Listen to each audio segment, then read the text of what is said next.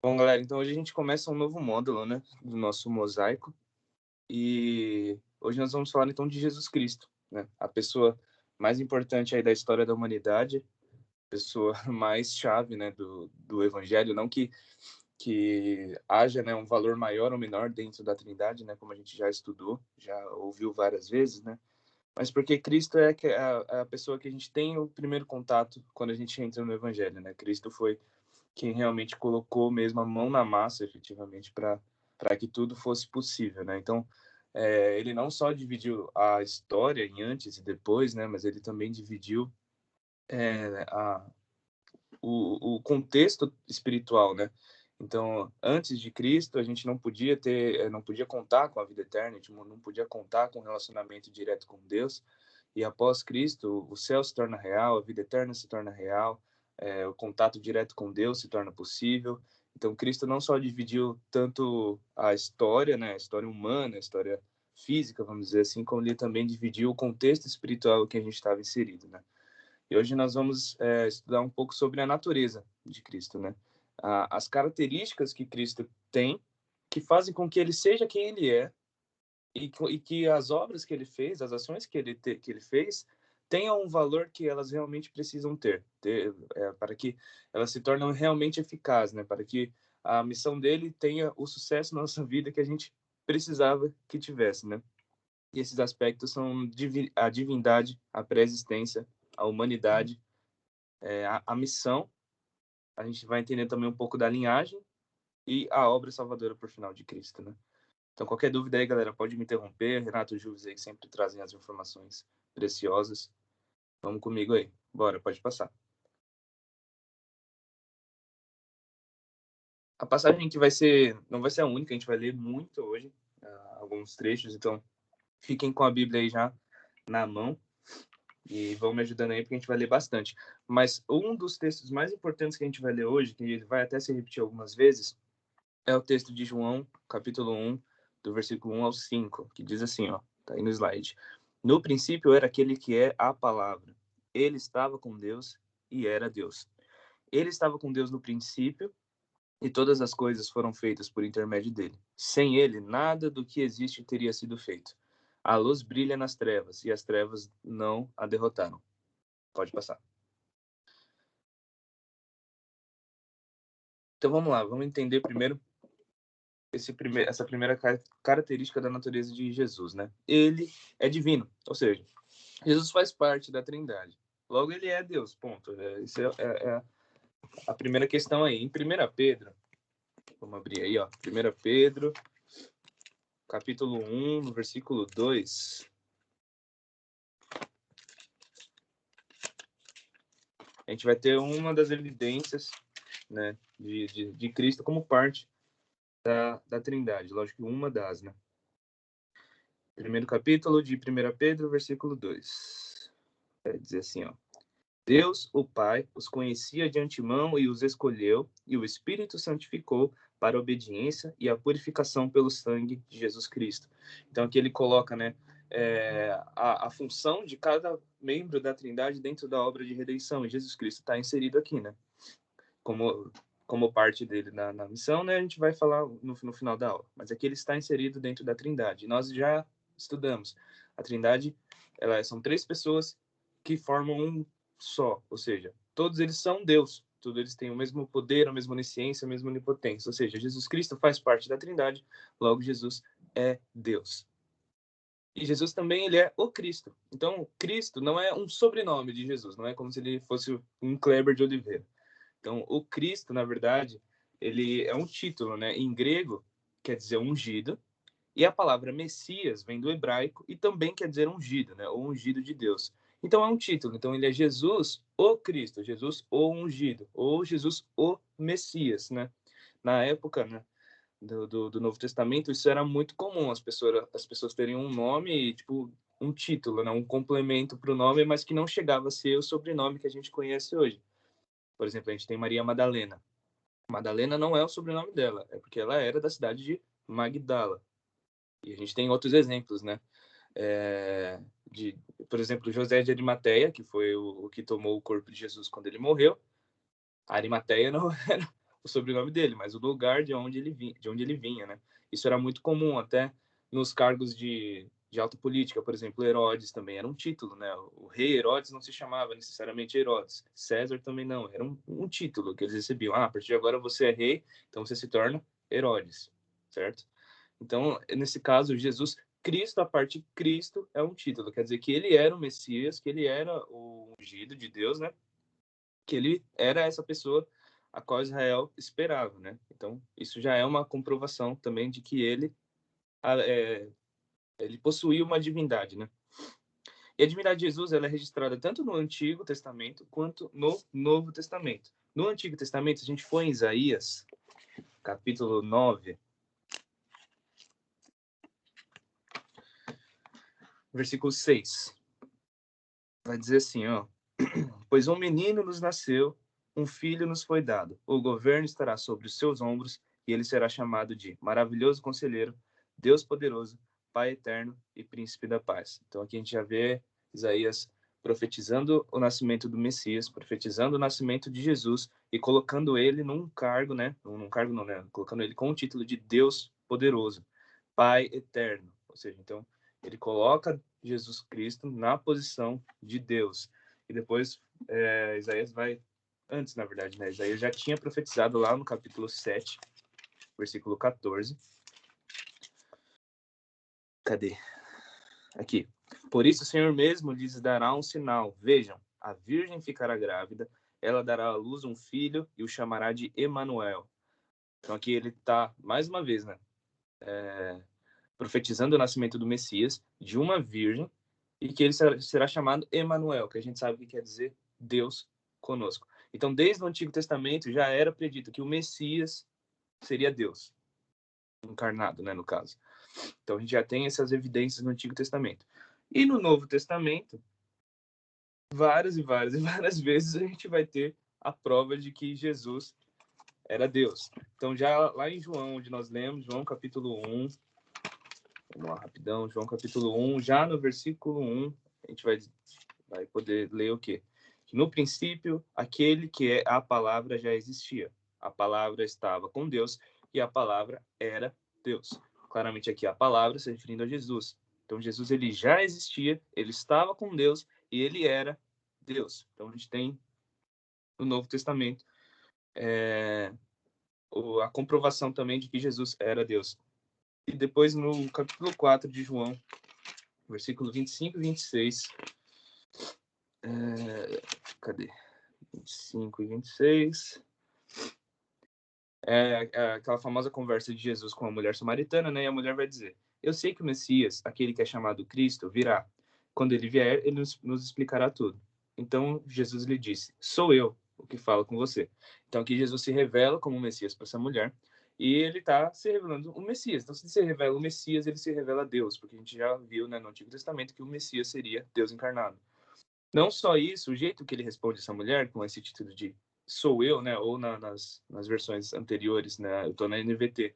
Nas mais antigas ainda vai trazer o eu sou. O fato dele dizer essas duas palavras, né? Já ele se auto-intitulava, né? Deus, porque era uma palavra que os judeus não usavam, né? Por conta do Pentateuco e tudo mais, eles não usavam essa expressão. Até no momento da prisão de Jesus, um dos momentos ali que ele é acusado de blasfêmia é quando ele responde eu sou para uma das pessoas que estavam interrogando ele, né? Então aqui ele se revela duas vezes. Ele se revela pelo que ele fala e do jeito que ele fala, né? Para essa mulher samaritana. Então, tudo que envolvia Jesus comprovava. Ele era o Deus encarnado. Não só nessas questões que a gente está lendo aqui, mas também nas ações que ele teve, né? Nos milagres que ele realizou, nas coisas que ele fez. E todas elas provam o quê também? Que Jesus é eterno, onipresente, onisciente e onipotente. A gente pode ver tudo isso dentro dos evangelhos. E se Jesus é eterno, onipresente, onisciente, onipotente, que são os atributos incomunicáveis de Deus, claramente ele é Deus. Ou seja, Jesus Cristo, ele era, né, e continua sendo um ser divino. Então Jesus é eterno, a gente já leu aqui várias vezes, que ele já existia, né? Em Apocalipse 1:8 ele vai dizer: eu sou o alfa e o ômega, o princípio e o fim. Ou seja, ele estava desde o começo e ele estará lá no final. Jesus não tem um começo e não tem um fim. Ele é eterno, assim como Deus, como o Espírito Santo também são eternos. ele é onisciente. Em Marcos, capítulo 2, versículos 6 e 9, a gente tem aquele trecho em que os fariseus estão pensando, né, que Jesus não pode curar não. Jesus não pode perdoar os pecados, somente Deus poderia perdoar os pecados. E aí Marcos vai registrar que Jesus, percebendo os pensamentos dos fariseus, ele responde, né? É no momento que ele cura uma pessoa, e ele fala assim: o que é mais fácil, dizer que os pecados estão perdoados ou falar levanta e anda? Assim ele cura aquela pessoa. Então Jesus mostra aqui também a sua onisciência. Ele consegue perceber todas as coisas, né? Então, e ele também é onipresente. Em Mateus 28, 20, a gente tem ali aquele trecho da grande comissão, onde ele vai dizer: eis que estarei com vocês todos os dias até a consumação dos séculos. Então ele está dizendo: todos os dias vou estar com vocês até que o mundo acabe. Basicamente é isso, né? É o que ele quis dizer: até o fim, né, das suas vidas ou do fim da humanidade, eu sempre vou estar com vocês. Ou seja, Jesus também é onipresente. A gente tem alguns relatos aqui, né, nos evangelhos que dá a entender que Jesus fez uso da sua onipresença, não da sua onipresença, né, mas de estar em vários lugares ao mesmo tempo, né, mas de se locomover de uma forma um pouco esquisita, né? Por exemplo, aquele trecho que ele encontra com os discípulos no meio do mar, tudo mais, a gente tem a entender também que ele talvez tenha usado, né? Mas não é comprovado, a gente não tem como bater o martelo. Mas o fato é que Jesus é onipresente. E ele é onipotente por tudo que ele fez. Ele teve poder sobre a morte, ele teve poder sobre a natureza, ele teve poder sobre enfermidades, sobre tudo. Em cada momento do ministério de Jesus, ele se mostrou ter poder sobre alguma coisa. Uma hora ele mostrava ter poder sobre as enfermidades, sobre os demônios, e ele foi fazendo como se fosse uma escalinha, né? E ele mostrou que ele teria poder sobre todas as coisas. Então, Jesus Cristo, ele é eterno, ele é onipresente, onisciente e onipotente, ou seja, os atributos incomunicáveis de Deus, né? Certo? A eternidade, que um dia será comunicável, mas os atributos incomunicáveis de Deus, Jesus Cristo possui. Então, ele é Deus. Beleza? Juves, Renatinho? Pessoal que tiver dúvida. Só reforçando, por que é importante a gente falar da natureza de Jesus Cristo e desses pontos aqui relacionados à divindade de Jesus? Porque a gente não pode esquecer em nenhum momento que Jesus Cristo não é só um personagem na história do mundo. Jesus Cristo é uma pessoa real e ele é Deus. E ele sendo Deus, a gente se relaciona com Jesus Cristo, da mesma forma que a gente se relaciona com o Espírito Santo, que a gente se relaciona com Deus e a gente se relaciona com a Trindade. E, e aí é importante a gente reforçar até esses atributos da divindade de Jesus Cristo, porque se, hipoteticamente falando, a gente tira esse aspecto divino de Jesus Cristo, toda a construção do evangelho, toda a nossa fé, ela acaba esmorecendo. Porque se Jesus não é divino, como que fica a questão da remissão dos nossos pecados? Se Jesus Cristo ele não é onipresente, onisciente, onipotente, como que fica essa relação entre a humanidade e Deus, né? Então a gente tem todo um desmoronamento da nossa fé se a gente não entender e não atribuir esses atributos divinos a Jesus Cristo. Show. Renatinho? É isso, mano. Por mim, tudo certo. Então, seguimos. Mais um atributo da natureza de Deus não, de Jesus Cristo, é a sua pré-existência. Então, como a gente já disse, comprovou aqui, né? Cristo é eterno. Então, Jesus não começou a existir no seu nascimento e nem deixou de existir em sua morte. A gente sabe que ele ressuscitou e que ele foi assunto aos céus. Mas antes de ter nascido, Jesus Cristo já existia. A gente já leu aqui, né? Em João, capítulo 1. Que, deixa eu até deixar aberto aqui que eu vou usar. Calma aí. João, capítulo 1. O que vai dizer? A palavra estava no princípio, aquele que é a palavra já existia. Então, no princípio, ele está dizendo no princípio lá em Gênesis, né? E aqui, João vai dizer que Cristo é o verbo, né? Em outras passagens. Aqui na minha ele diz palavra, né? Em outras versões ele vai dizer verbo, né? Que é do grego famoso logos, né? Que é ação, né? A ação de Deus. E isso a gente começa a perceber também como ele já existia, né? Se ele era ação de Deus no princípio, ele já existia. E foi o que o Rodrigo falou ali. Se a doutrina da pré-existência, assim como todas as que a gente vai falar aqui, não fosse real, Cristo não poderia ser Deus, tá? Porque se a gente sabe que Deus é eterno, Jesus precisaria ser eterno para ele ser Deus realmente, né? Então, a pré-existência é um ponto-chave. Todos os pontos aqui que a gente vai dizer, que a gente vai estudar, a gente vai reparar que eles se ligam. Então, para ele ser pré-existente, ele precisa ser divino. Para ele ser divino, aí a gente vai entrar num grande looping aqui, todas as coisas vão se ligando, tá? Então, a pré-existência de Jesus a gente já confirmou aqui em diversas formas, né? Mas uns pontos principais aqui que a gente precisa entender para a gente ter certeza, para a gente conseguir dialogar, né, sobre a pré-existência de Deus, caso um dia for necessário, é entender que ele tem uma origem celestial, tá? Então, essa origem celestial está registrada aqui em João, em Colossenses 1, 15, 17. Vamos ler. João 15, 17. João não, Colossenses, que é uma passagem muito top. O Juvis mandou lá no grupo, né, no banner da aula.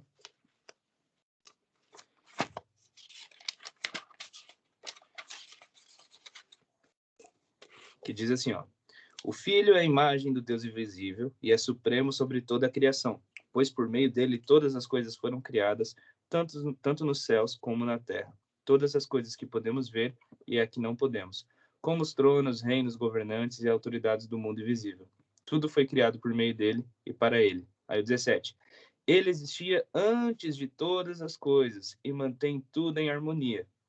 Ou seja, se ele existia antes de todas as coisas, ele não existia na Terra, ele não existia aqui no mundo que a gente vive.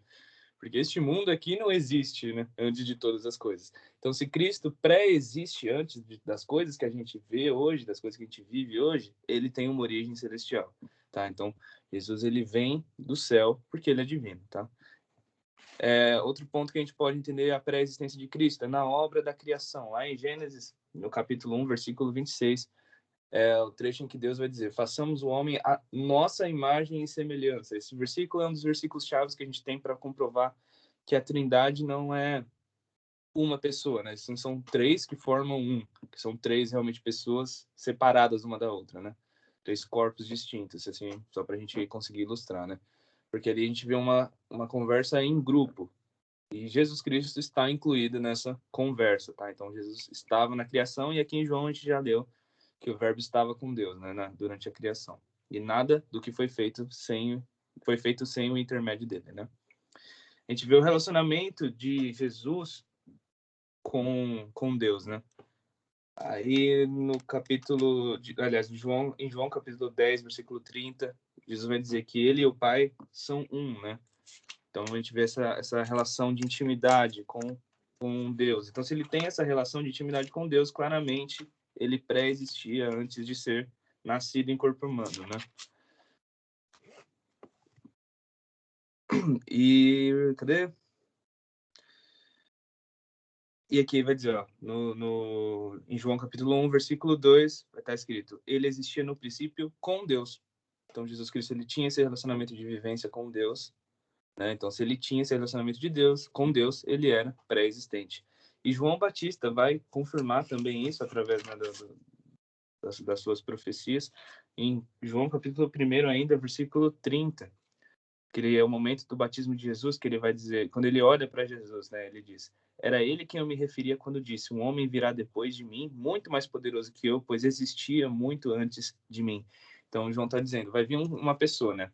Depois de mim, ele quer dizer no sentido que eu já estou aqui pregando, mas vai vir outro pregando depois. Essa pessoa que vai vir pregar depois, ela é muito mais poderosa porque ela já existia antes que eu existisse. Tá? Então, João Batista, como um profeta, ele reconheceu a pré-existência de Jesus. Tá? Ele reconheceu que Jesus não iniciou a vida dele ali quando ele nasceu de Maria, mas sim, muito antes, desde o princípio, ele já existia. Ele simplesmente tomou um corpo e se encarnou nele, né? Juves, Renato.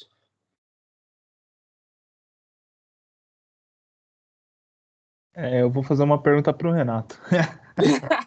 Manda. Eu sei que acho que ele manja um pouco mais, mas, por exemplo, falando da pré... vou puxar um pouquinho o slide anterior, mas acho que também está um pouco relacionado com a pré-existência, né? Jesus Cristo, Espírito Santo e Deus Pai já existiam, né? Na real, é difícil a gente falar, né, de eternidade porque nós somos seres finitos, né? Então, como nós, como seres finitos, vamos falar de algo que não tem começo e não tem fim. É muito difícil.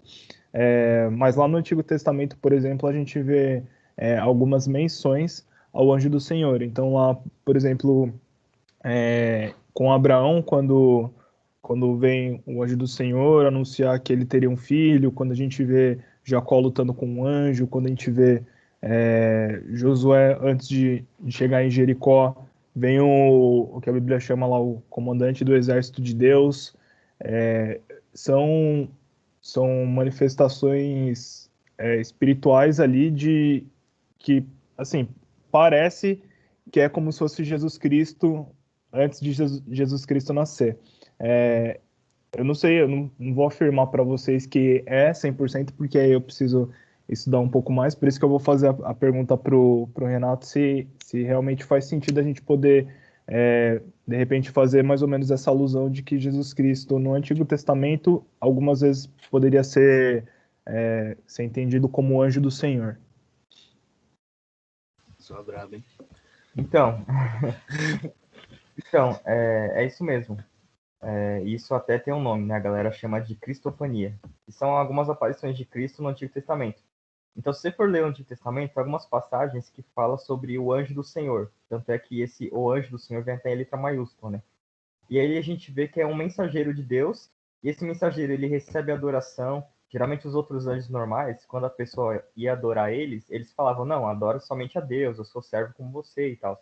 Mas esse anjo, ele recebia adoração, e ele se falava como Deus.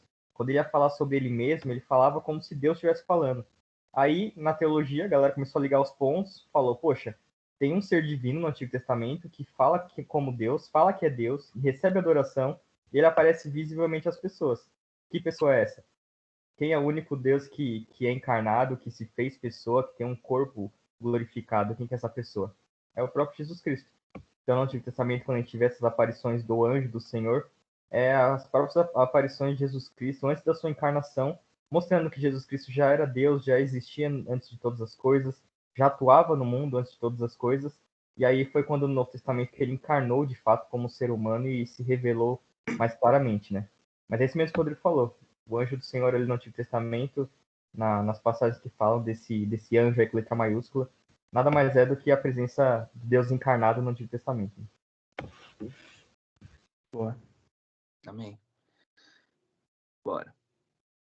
A humanidade de Jesus Cristo. Então a gente fala muito, né, do poder de Jesus, do que ele fez, do que ele conseguiu fazer, e a gente dá muito mais atenção para a divindade dele, né?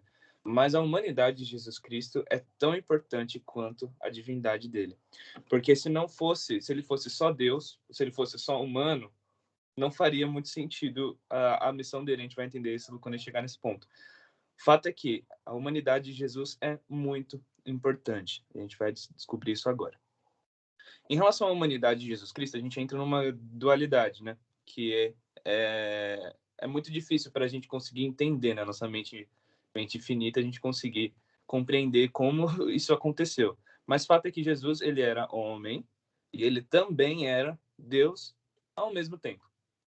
Basicamente é como se a gente conseguisse pegar uma cor branca e ela ser azul ao mesmo tempo que ela é branca. É basicamente isso. Para nossa mente é muito difícil entender isso. Mas basicamente era isso. Jesus Cristo, ele tanto era 100% homem, e é aquela famosa frase, né? 100% homem, 100% Deus. Ele não perdeu nem um pouco da sua divindade, ele não perdeu nem um pouco do seu poder, da sua soberania, mas ele também não deixou de ser homem em nenhum momento. E isso é tipo blow mind, né? É muito difícil da gente conseguir entender. Mas acho que essa alusão da cor é que dá mais para a gente conseguir compreender a complexidade, a profundidade disso, né? De uma cor ser branca e azul ao mesmo tempo que ela é branca, sem ser metade. Não, porque seria 50% e 50%. A mesma coisa que você tem uma camiseta e ela é na sua totalidade branca e na sua totalidade azul, sem inverter em nenhum momento, sem dividir, sem nada, né? E Cristo, por ele ter se tornado um homem, ele nos entende, ele conheceu, né, as nossas necessidades, os nossos sentimentos, as nossas aflições. Em Isaías 53 tem uma passagem que eu acho muito bonita, que é a mais famosa, né, ali do livro de Isaías, tá? 53, versículo 3. Deixa eu abrir aqui.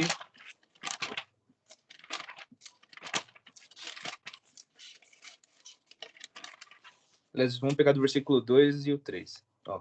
Meu servo cresceu em sua presença como tenro broto verde, como raiz em terra seca. Não havia nada de belo nem majestoso em sua aparência, nada que nos atraísse.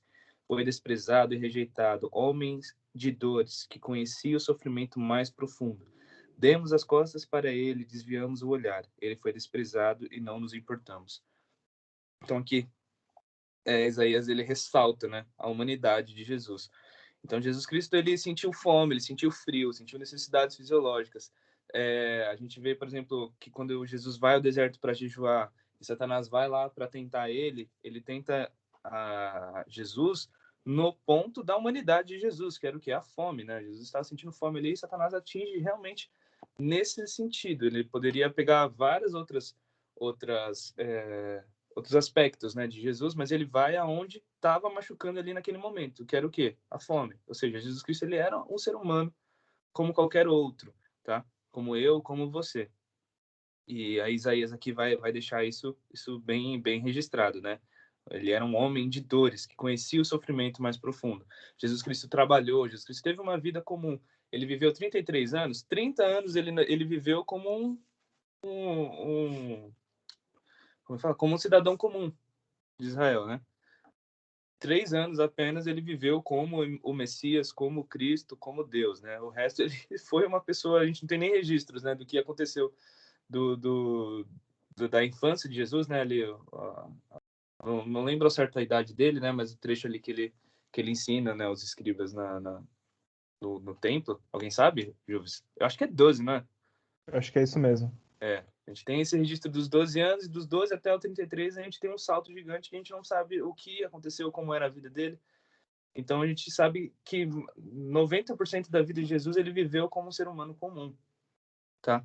Mas ele não deixou de ser Deus em nenhum momento, tá? Então ele foi nascido de mãe mortal e de um pai imortal. Então não foi José quem concebeu Jesus, porque aí talvez não sei se isso faz sentido teologicamente falando, né? Os meninos aí podem até me complementar, mas na minha cabeça faz total sentido essa questão da mãe imortal e do pai, aliás, da mãe mortal e do pai imortal. Porque talvez se José tivesse concebido Maria, seria um ponto para abrir uma interpretação de que talvez Jesus não fosse um ser divino, né? O nascimento dele não fosse um milagre. Claro que foi predito pelos profetas, né, que ele nasceria de uma virgem, mas talvez se ele fosse concebido por um homem, abriria uma opção de que não, Jesus não era um ser divino, ele é um filho. Como já foi dito, né, nos evangelhos, a gente vê o pessoal dizendo, né, ele era apenas um filho de um carpinteiro. Mas não, ele é filho de uma mãe mortal e de um pai imortal. Daí a gente consegue, né, ter essa alusão ao homem, 100% homem, e o Deus 100% Deus. Dentro dessa linha, né, da humanidade, da divindade de Jesus, nasceram dois conceitos, né, hereges. Um é o ebionismo, né, o ebionita, que quer dizer o quê? Que Jesus era, vou falar de um jeito bem grosseiro, tá, só pra gente entender. Que Jesus ele era apenas um homem que recebeu a divindade depois do batismo. Ele era um cara comum, né, que foi escolhido ali na hora do batismo e a partir dali ele se tornou o Messias, tá? Não que ele já nasceu Deus e que ele cresceu sendo Deus já, tá? Então, claro que esses dois conceitos são conceitos totalmente errôneos, totalmente hereges, tá? Mas existem, a gente tem que conhecer para a gente conseguir rebater, né? E o outro é o docetismo, que é o oposto, que ele vai dizer o quê? Que Jesus ele não era um corpo humano, ele era, assim, trazendo para uma linguagem bem mais clara, ele era tipo um holograma. O corpo de Jesus realmente não existiu, a crucificação não foi 100% real, ele não tinha um corpo de carne e osso como nós somos, né? Então, não que Deus tenha realmente se encarnado num corpo humano. Então, esses dois conceitos hereges, eles existem, tá? Então, a gente tem que tomar cuidado para a gente não cair em nenhum e nem em outro. E existem também seitas, né, religiões aí famosíssimas, que, por exemplo, vão dizer que Jesus ele era Deus, ele era homem, só que ele era um homem, e por ele ser homem, ele era um homem pecador, né? Mas a gente vai ver que isso não tem muita lógica, né? Eu não vou citar, mas acho que todo mundo sabe qual que é a vertente do evangelho aí que acredita, né? Que Jesus tinha pecado, mas não. Se ele era Deus, ele não poderia ter pecado, certo? Então aí entra a dualidade. Se ele é Deus, ele não pode ter pecado, certo? Então, é bem confuso para a gente conseguir entender, mas a lógica é essa. E Jesus, ele precisava ser um homem porque ele precisava estar sob a lei. Vamos conseguir entender isso aí. Lá em Gálatas, no capítulo 4, Paulo vai dizer assim, ó.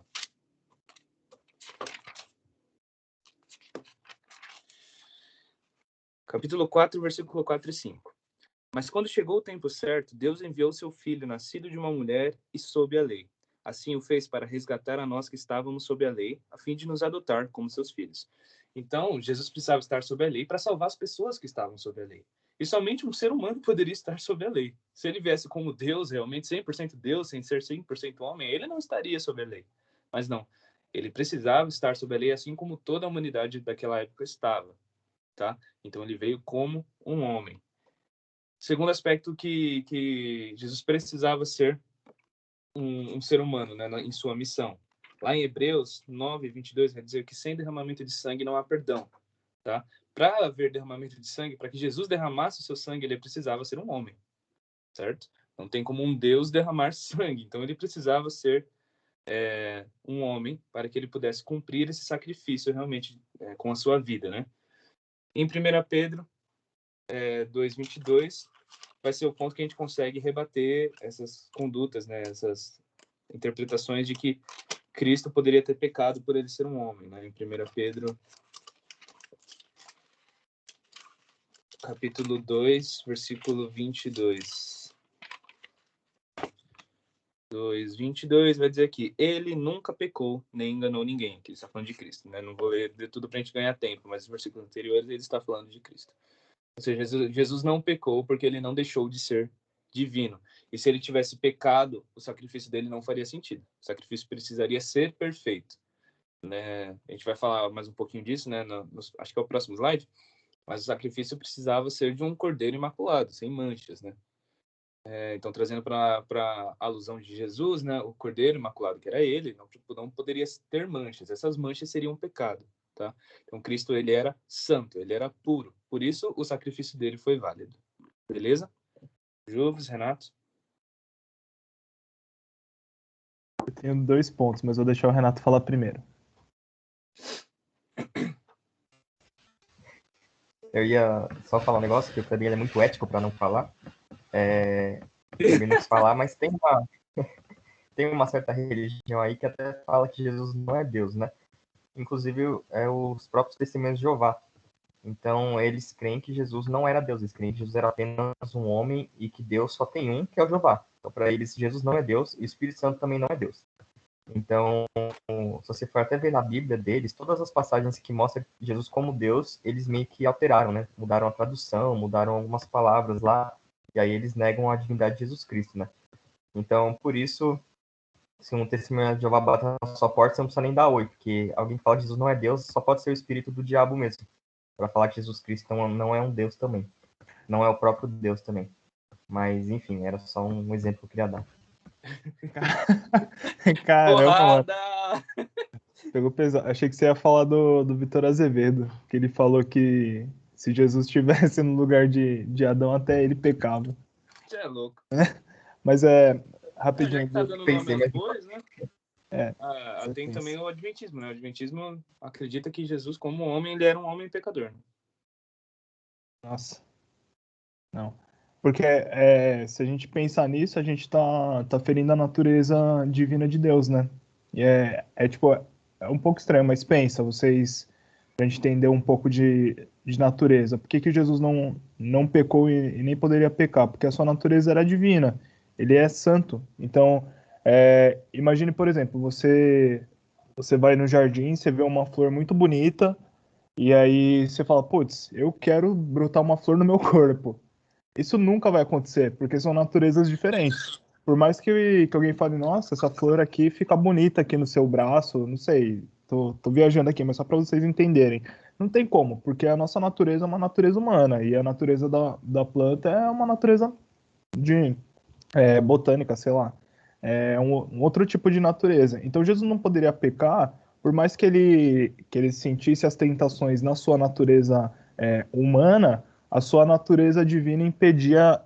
Acho que eu falei errado. Da sua natureza humana, a sua natureza divina impediria ele de pecar porque ele é santo. Então, ele sentiu essas tentações no corpo, mas ele não poderia se inclinar a essas coisas e praticá-las, porque a sua natureza divina é, não forçava, né, mas automaticamente impedia que a sua santidade fosse afetada por conta do pecado que aquela tentação poderia causar. E um outro ponto aqui é o fato da humanidade de Jesus Cristo ser incrível, né? Quando a gente dá uma olhada lá em Romanos e até Hebreus também fica tudo liga a muitos pontos, né? Então a gente percebe que através de Adão o pecado entrou no mundo e era necessário uma nova intervenção, era necessário um reboot para que pudesse haver redenção. Não sei se o Clebinho você vai falar isso daí mais no final da aula, mas quando Jesus Cristo ele vem, ele faz esse reboot, né, na vida na vida da humanidade, de certa forma. Então, através de Jesus Cristo, todos aqueles que nascem de Jesus Cristo e através da sua obra redentora alcançam salvação, né? Isso é muito louco. Até em Hebreus a gente viu em relação à aliança, né? Então vem Jesus Cristo, ele cumpre toda a aliança, ele traz um sacerdócio superior. E aí a gente vê que todo aquele sacrifício de Jesus Cristo é para firmar uma nova aliança, agora não baseada na lei, né? Mas agora baseado na graça e de viver uma nova vida. Isso só poderia acontecer se Jesus Cristo, se Deus encarnasse, né? Não poderia acontecer de outra forma, porque precisaria tudo isso acontecer, estaria ligado à humanidade. Então precisava Deus encarnar, ser homem, para poder cumprir tudo isso, para poder criar uma nova descendência, para ele poder criar um novo sacerdócio, uma nova aliança, sendo homem, mas também sendo 100% Deus. Mas aí depois dá pra gente abraçar isso daí, abordar isso daí de uma forma mais profunda. Mas leiam Romanos, não lembro agora a passagem, é 8, Renato? 8, 10, 13? Não lembro agora. Mas leiam lá e meditem porque é sensacional. É forte. Bom, vamos seguindo então. Pode passar, Jus. Ah, ficou faltando aqui, desculpa. Não, imagina. Só ou você vai falar? Não, já foi essa parte. Então, vamos lá agora a missão de Jesus Cristo, né? Então, a gente já percebeu aí a natureza dele, né? Que ele é divino, que ele pré-existia, que ele era um ser humano, né? Apesar da sua divindade. Agora vamos entender o que ele veio fazer aqui, né? Então, foi o que o Júlio deu já o pontapé inicial. Cristo veio aqui para realizar a expiação, né? O que é expiação? Significa cobrir ou pacificar, tem várias palavras aí nesse sentido, né? Que podem significar expiação. Ou seja, a missão de Cristo era restabelecer a relação com Deus e a humanidade, trazer perdão, ressurreição e vida eterna. Vamos lá, vamos entender o que estava acontecendo. Desde da queda, né, o homem precisou constantemente oferecer sacrifícios a Deus para que o pecado deles fossem cobertos. Não vamos dizer perdoados, mas cobertos, né? E até o momento ali, né, da morte de Jesus era dessa forma. Então, anualmente, o sacerdote tinha que fazer um sacrifício pelo povo. Então, uma pessoa respondia pelo pecado de todo um povo. Então, esse sacerdote também tinha que estar nas boas com Deus, porque senão dava ruim para ele também. Então, esse processo acontecia anualmente, no mesmo dia, não lembro ao certo o dia que mas é o 10º dia de algum mês, enfim, não sei exatamente a data, mas anualmente isso precisava acontecer. Só que, por que acontecia anualmente? Porque esse sacrifício não era puro, esse sacrifício não era eficaz realmente, ele apenas é como se assim, tivesse uma sujeirinha, você jogava embaixo do tapete e esquecia a sujeira. A sujeira aparecia de novo, você jogava embaixo do tapete, era mais ou menos essa a lógica, né? Só que Jesus Cristo veio para realizar mais uma expiação, só que ele sendo o Cordeiro perfeito, o Cordeiro de Deus, né? Então ele veio para realizar a última expiação, né? Que seria ele mesmo. Então ele veio para restabelecer a relação de Deus com a humanidade, trazer perdão dos pecados e não só cobrir os pecados, trazer a ressurreição e a vida eterna de fato, porque ele era, como o Rodrigo falou, ele era santo. Ele não era só mais um cordeiro, né? e sim ele era o próprio Deus dando a vida por pecadores, né? E a consequência da expiação de Jesus não é como a do Antigo Testamento, a dos sacerdotes, que precisava ser renovada a cada ano. Ela é eterna e é infinita. Então, Jesus Cristo precisou morrer uma vez e foi suficiente para salvar todas as pessoas da humanidade, todas as que já existiram, as que vão existir, ponto. Não digo que todos vão para o céu, né? Mas desde a fundação do mundo até o fim do mundo, todas as pessoas da qual Jesus morreu foram salvas. Então, e não vão precisar fazer nenhum sacrifício para renovar essa salvação. A expiação de Jesus, ela é eterna e ela é infinita. E ninguém mais fora Cristo poderia cumprir plenamente essa missão. Se fosse fulano de tal, Beltrano, não ia dar certo, porque são seres humanos pecaminosos. Se fosse o bodezinho ainda morrendo, também não ia dar certo. Precisava ser Cristo. Não tinha outra pessoa que conseguiria cumprir essa missão. Então, Cristo, ele veio para o mundo, cumpriu a lei, e ele foi o último e perfeito sacrifício. Cristo foi o nosso sumo sacerdote e também foi o cordeiro, né? Lá em Hebreus 8, versículo 6, vai dizer: agora, porém, Jesus, nosso sumo sacerdote, recebeu um ministério superior, pois ele é o mediador de uma aliança superior, baseada em promessas superiores. Se a primeira aliança fosse perfeita, não teria havido necessidade de outra para substituí-la. Tá aí, tá bom já. Então, o que a gente está dizendo? Exatamente o que eu disse sobre o sacrifício do Antigo Testamento. Não era perfeito, não era realmente eficaz. Então, não houve a necessidade de Jesus vir, cumprir a sua missão, realizar a expiação definitiva dos pecados e, assim, realizar uma nova aliança, né? E a partir do momento da morte de Cristo, a partir do momento do está consumado, onde o sacrifício foi realizado, onde houve derramamento de sangue, onde o perdão do pecado foi realizado, a lei acabou, rasgou-se o véu, então não existe mais essa necessidade de um sacrifício anual, de cobrir os pecados, agora o sacrifício perfeito foi feito. E aí Joseph Smith, ele vai ter uma frase muito bonita que diz assim, ó: os princípios fundamentais de nossa religião são o testemunho dos apóstolos e profetas a respeito de Jesus Cristo, que ele morreu, foi sepultado e ressuscitou no terceiro dia e ascendeu aos céus. Todas as outras coisas da nossa religião são meros apêndices disso. Então, o que ele está dizendo? Tudo que a gente estuda de teologia é muito importante, mas tudo são apenas ligações, apenas braços, apenas coisas secundárias frentes à missão de Jesus Cristo, que foi redimir a humanidade, foi trazer uma humanidade que era inimiga de Deus para perto de Deus novamente, tá? Então, tudo que a gente estuda, tudo que a gente lê sobre as coisas de teologia, de evangelho, de Cristo, enfim, são secundárias frente a essa maravilhosa verdade de que Cristo realizou o sacrifício perfeito, de que ele foi, né, o sacrifício perfeito, e a partir disso, os nossos pecados são definitivamente perdoados, a nossa relação com Deus foi plenamente restabelecida e a gente pode contar com a vida eterna em Cristo, com a ressurreição das pessoas que já foram salvas, né, e Deus já recolheu para elas. Todas essas maravilhas que a gente tanto espera, tanto almeja, só foram possíveis de ser realizadas porque Cristo morreu por nós.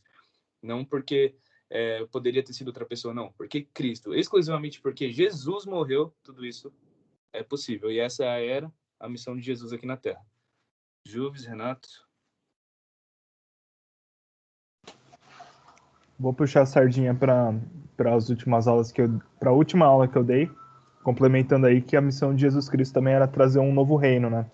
E ele fez isso através da sua encarnação e da sua redenção, onde ele traz esse reino da era por vir para a era atual, para que agora a gente possa desfrutar desse reino futuro, mas na sua segunda vinda a gente desfrute desse reino em sua totalidade. Renatinho, algo mais? Não, mano, é isso. Tudo certo. Beleza, pode passar, Juves. Estamos acabando, gente. Vamos lá. A linhagem real de Jesus Cristo. Então, vamos lá. Essa parte aqui é um pouco mais densa. Eu vou precisar da ajuda, inclusive, dos meus amigos teólogos. Porque tem um lance aí.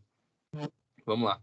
Apesar de Jesus ele nunca ter sido intitulado como rei aqui na Terra, né? Muito pelo contrário, ele tinha uma linhagem real, tá? Porque o Messias precisava ter uma linhagem real, tá? Então, já acredita que o Messias seria da linhagem de Davi, ou seja, isso quer dizer o quê? Ele seria de uma linhagem de um rei. Então, a gente tem duas genealogias na Bíblia, né? que se referem às genealogias de Jesus Cristo. Estão em Mateus, no primeiro capítulo, e em Lucas, no capítulo 3, versículo 23, tá? E são duas genealogias que têm algumas diferenças, tá? Vamos conversar primeiro sobre a de Mateus. A genealogia de Mateus, se a gente abrir aí, vocês vão poder ver. João, Marcos, Mateus. Se a gente for ver, a gente vai poder observar que a genealogia vem de Abraão até Jesus, né? Inclusive eu inverti ali, né? Fiz errado. Leia de trás para frente, né? Ele vai de Abraão, Davi, Salomão, José e Jesus. Peguei as pessoas chaves, tá? Mas depois vocês podem ir lendo. Ao todo são 42 nomes, né? 42 pessoas. Claro que não são todas, né? Algumas devem ter se perdido aí, mas são 42 gerações de Abraão até Jesus, tá?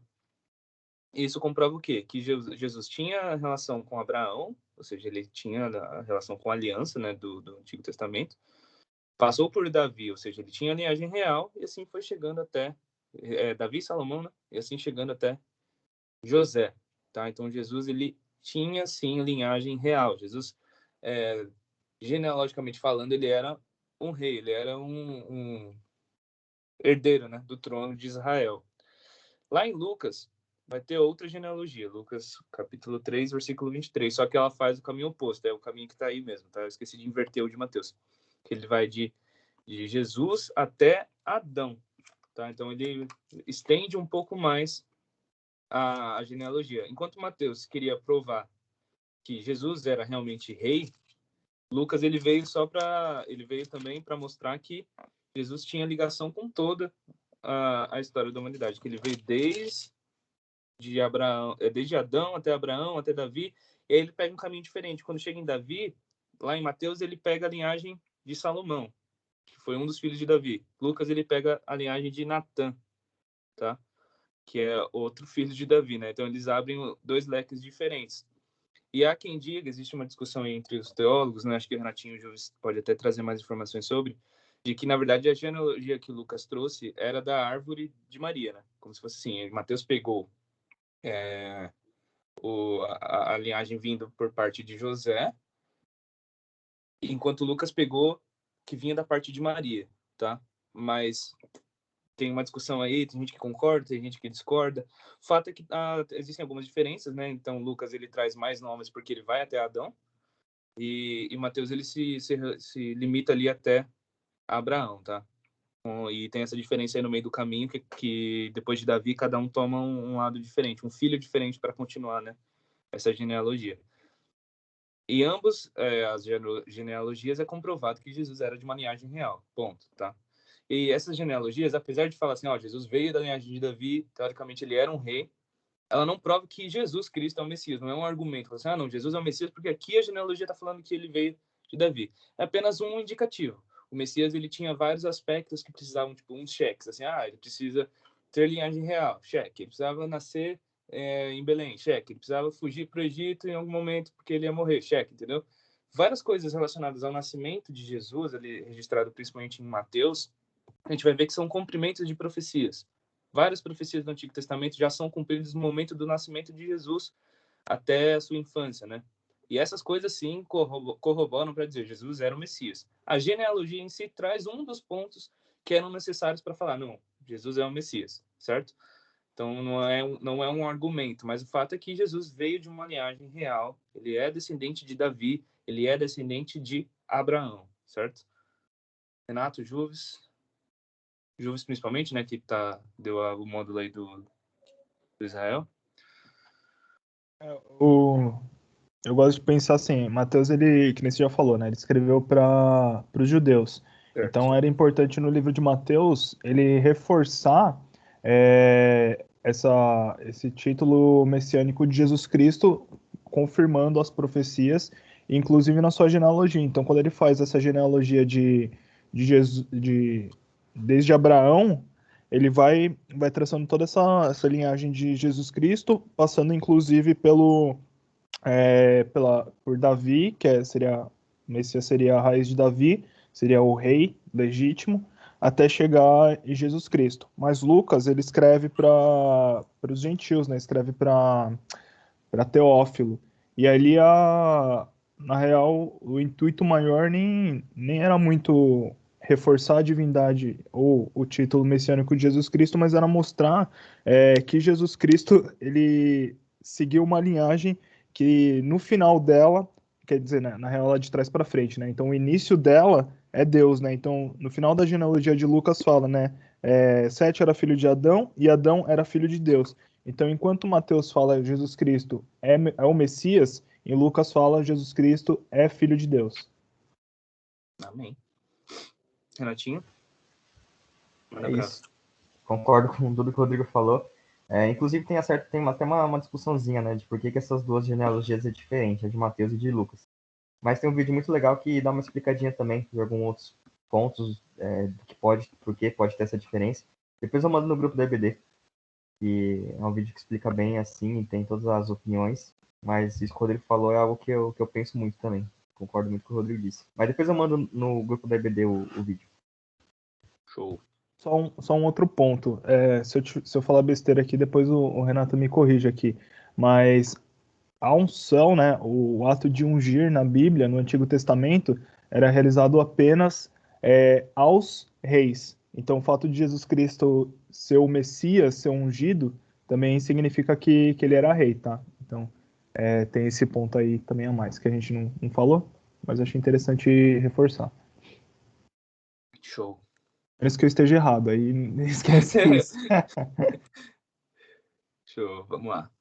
E aí, por fim, a gente tem a obra salvadora de Jesus. Então, a obra de Jesus Cristo, né, ela já estava presente na mente eterna de Deus, né? Antes de todas as coisas existirem, Deus já havia predito, né? Predito não, já havia planejado, né? O plano da redenção, né? Então, tudo que Jesus Cristo fez, ele precisava fazer, e desde os tempos eternos, desde a fundação do mundo, já estava estabelecido o que teria que acontecer. E somente Deus pode nos tornar dignos diante dele. Então, se não fosse a iniciativa de Deus mandar o seu filho, o plano dele, assim, não, eu vou me manifestar essa humanidade, depois eu vou mandar o meu filho morrer para morrer e perdoar os pecados deles, e assim manter essa relação, tudo. O plano realizar e o resultado dessa obra salvadora veio de Deus. Somente Ele poderia fazer isso. Nós não poderíamos fazer nada para que isso acontecesse. Nós somos ainda, né, simplesmente uma humanidade que caminhava como ovelhas desgarradas, e somente Deus, e pela misericórdia e infinita graça dele, ele poderia salvar essa humanidade. Foi o que ele fez. Através de única e exclusivamente muita misericórdia, ele falou: não, eu vou desenvolver um plano, eu vou desenvolver uma obra salvadora que vai tirar essas pessoas do caminho que elas estão, né? E tudo isso só poderia ser feito através de Cristo, que ele é o nosso mediador, né? A gente só consegue chegar a Deus através de Cristo, né? Como está lá em João, eu sou o caminho, a verdade e a vida. A gente só consegue seguir até Deus, chegar até Deus Pai através de Jesus Cristo. Ele é o mediador, tá? E tudo isso, né? A obra salvadora só é eficaz, já falei aqui outras vezes, né? A obra salvadora só é eficaz porque através da sua pré-existência, da sua divindade e da sua humanidade, Jesus Cristo veio e perdoou os nossos pecados. Única e exclusivamente porque Deus teve misericórdia de nós e única e exclusivamente porque Ele fez com que tudo isso acontecesse. Nossa função era nada. Nada nós fizemos para a remissão dos nossos pecados, nada nós fizemos para ir para o céu. Tudo foi feito por Deus, porque dele, por ele, para ele são todas as coisas. Dele é o querer, dele é o efetuar. Nós somos simplesmente beneficiários dessa graça maravilhosa que salvou a todos nós, através da pessoa de Cristo, da qual nós damos glória hoje e eternamente. Certo? Pode Amém. falar, Jules. Não, eu quero que o Renato fale aquela frase que ele gosta de falar.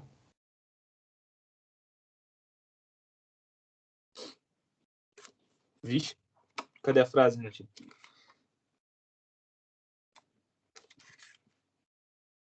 Ixi, Oi, eu cheguei agora. o, Tá falando em o pai línguas. tá Computador off. tinha acabado a bateria. Meu computador tinha acabado a bateria. Putz, Eu não peguei o finalzinho, pode falar. não, é que o Renato sempre fala, acho que é do Lutero, né, ou sei lá de quem que é, que na obra da salvação a gente só entrou com o pecado, não é isso? o nosso único papel na obra da salvação foi pecar mesmo, né? O resto foi toda obra de Deus. Sim, exatamente. E aí eu queria finalizar com um versículo que está em 1 João, capítulo 1, versículo 18 ao 20, que diz assim: Pois vocês sabem que o resgate para salvá-los do estilo de vida vazio que herdaram de seus antepassados não foi pago com simples ouro ou prata, que perdem seu valor, mas com o sangue precioso de Cristo, o Cordeiro de Deus, sem pecado nem mancha. Ele foi escolhido antes da criação do mundo, mas agora, nestes últimos tempos, foi revelado por causa de vocês. Amém? Amém. Glória a Deus. Amém. É isso, friends.